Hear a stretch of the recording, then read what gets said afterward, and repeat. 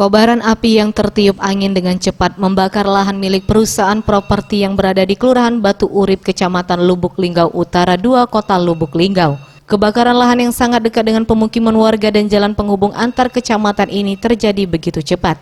Api yang diduga berasal dari puntung rokok dengan cepat menjalar membakar rumput dan semak belukar yang termasuk di dalam kawasan komplek perumahan warga. Tampak warga sekitar yang mengetahui kebakaran pun langsung berjibaku mencari sumber air di saluran irigasi Waterfang, menggunakan mobil dengan membawa air dengan ember dan jerigen untuk memadamkan api agar kebakaran tidak semakin meluas. Menurut Topan, salah satu warga setempat yang membantu memadamkan api, mengatakan belum diketahui secara pasti penyebab kebakaran ini, namun mereka berusaha memadamkan api dengan cara manual sehingga lebih kurang 1 hektar lahan dapat dipadamkan.